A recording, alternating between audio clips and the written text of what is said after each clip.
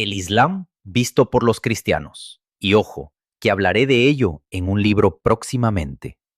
Hay algo que los europeos están descubriendo ahora y que los cristianos de Oriente saben desde hace 14 siglos.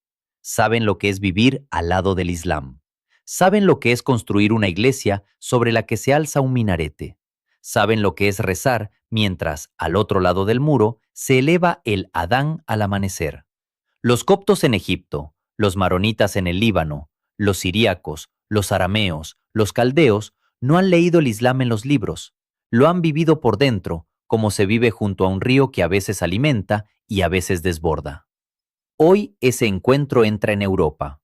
Ya no solo en las universidades, ya no solo en las estadísticas sobre inmigración, en las calles, en los barrios, en las escuelas, en las familias. Y entonces la pregunta ya no se puede aplazar. ¿Qué es el Islam para un cristiano? No es una pregunta que nazca de la hostilidad. Nace de la necesidad de entender dónde se está. El primer cristiano en responder con precisión fue Juan Damasceno. Estamos en el siglo VIII. Juan vive en la corte de los omeyas, conoce el Islam desde dentro, habla con los musulmanes, comprende su teología. Y en su libro sobre las herejías, La fuente del conocimiento, incluye el Islam como la última de las herejías cristianas. No como una religión extranjera, como una ramificación del cristianismo que se separó y tomó un camino distinto. Esta lectura no es marginal. Es la lectura dominante en la teología cristiana durante siglos. El Islam nace en un ambiente impregnado de cristianismo y judaísmo. Mahoma conoce las historias bíblicas, las absorbe, las reelabora. Los padres de la iglesia que lo encuentran no lo ven como algo completamente otro, lo ven como algo familiar, que sin embargo se ha desviado. Dante lo sabía. En el canto 28 del infierno, Mahoma está entre los sembradores de discordia, no entre los paganos, no entre los idólatras, entre los cismáticos. Dante lo ve partido de la garganta a la ingle, imagen brutal, corpórea, imposible de olvidar. Y esa herida es la herida que él infligió al cuerpo de la fe. Dividió lo que estaba unido. Para Dante, y para toda la tradición medieval cristiana, Mahoma es alguien que viene desde dentro, no un extraño. Alguien que conoce el Evangelio, que ha oído hablar de Cristo y ha elegido otra dirección. Un cisma, precisamente. No otra civilización caída del cielo. Y aquí llegamos al punto que no se puede esquivar. Entre judaísmo y cristianismo existe una continuidad de los textos sagrados. Los judíos tienen la Torá, los profetas, los salmos. Los cristianos toman esos textos, los llaman Antiguo Testamento y añaden el Nuevo. No borran nada. Dicen que esas promesas se han cumplido aquí, en este cuerpo, en esta resurrección. El diálogo es difícil, tiene siglos de sangre a sus espaldas, pero los textos dialogan entre sí. El Islam, en cambio, no añade. Sustituye. El Corán no es un texto que se apoye en la Biblia. Es un texto que declara corrompida la Biblia. Tahrif es la palabra árabe. Falsificación. Judíos y cristianos habrían alterado sus escrituras a lo largo de los siglos, y por eso el Corán llega para corregir, para sustituir, para cerrar.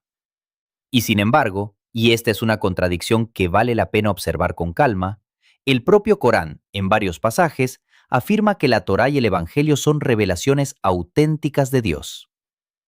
En la Sura 5, versículo 46 se lee: Hicimos que Jesús, hijo de María, siguiera sus huellas, confirmando la Torá que tenía ante sí, y le dimos el Evangelio, en el que hay guía y luz. Y en la Sura 3, versículo 3, Él ha hecho descender sobre ti el libro con toda verdad, confirmando lo que vino antes. Hizo descender la Torá y el Evangelio. Así pues, el Corán dice que el Evangelio es verdadera revelación divina. Pero también dice que los cristianos lo han falsificado. Estas dos afirmaciones conviven en el texto islámico, y para un cristiano es difícil no notar la contradicción. Hablemos de Dios. El Islam se presenta como el gran monoteísmo puro, y a menudo acusa al cristianismo de politeísmo.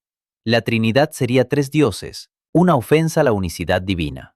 Al Padre, al Hijo y al Espíritu Santo, los cristianos les dan tres nombres. Tres.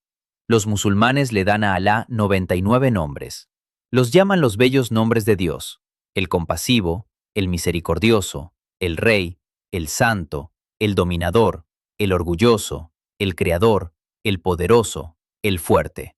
99 nombres. Pero entre esos 99 no está amor. No está el nombre amor. Para un cristiano, esto no es un detalle. Es el centro. San Juan escribe en su primera carta, con 4 palabras que lo sostienen todo. Dios es amor. No que Dios ama, no que Dios a veces se muestra misericordioso. Dios es, en su esencia, amor. Y el amor, en la teología cristiana, por su naturaleza es relación. Un amor sin relación es una palabra vacía. Por eso el Dios cristiano es Trinidad, porque el amor es ya desde siempre, en Dios, una relación entre personas. Alá en el Corán es poderoso, sabio, misericordioso con quien se somete. Pero no ama en el sentido cristiano del término. No se hace hombre para compartir la condición humana. No muere en una cruz.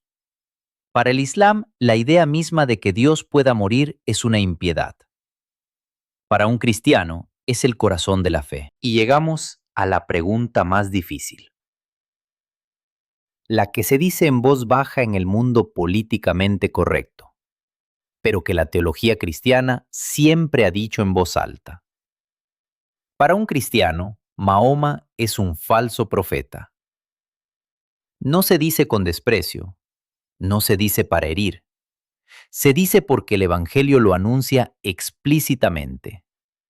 En el Evangelio de Mateo, capítulo 7, versículo 15, Jesús dice: Guardaos de los falsos profetas que vienen a vosotros con vestidos de oveja, pero por dentro son lobos rapaces. Por sus frutos los conoceréis. Y en la primera carta de Juan, capítulo 4, no creáis a todo espíritu, sino examinad los espíritus para ver si vienen de Dios, porque muchos falsos profetas han salido al mundo. Un cristiano coherente no puede aceptar a Mahoma como profeta.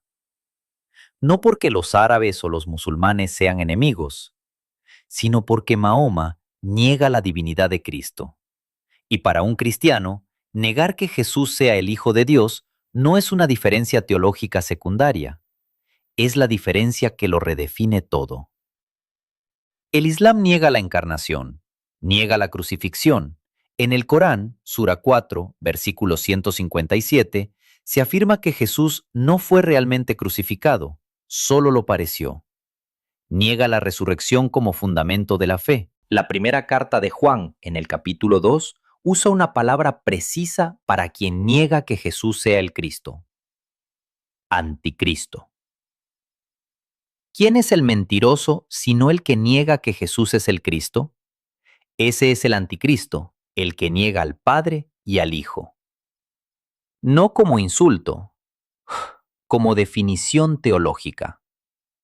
Y el Islam, en su estructura doctrinal, niega precisamente esto: la mesianidad y la divinidad de Jesús. Hay una última distinción que un cristiano debe hacer, y quizás sea la más importante para entender el mundo en el que vivimos hoy. Para un cristiano, la Biblia no es un código normativo, es un conjunto de textos, historias, cartas, profecías, poemas, visiones, que ayudan al camino hacia Dios. Pero lo que de verdad cuenta, lo que guía la vida cristiana desde dentro, es el Espíritu Santo. La Biblia no se toma al pie de la letra de manera mecánica. Hay pasajes que deben leerse en su contexto histórico, pasajes que son imágenes poéticas, pasajes que el propio Evangelio ha superado. La letra mata, el Espíritu vivifica, escribe Pablo en la segunda carta a los Corintios. El Corán funciona de otra manera. Para el Islam ortodoxo, el Corán es la palabra literal y perfecta de Dios.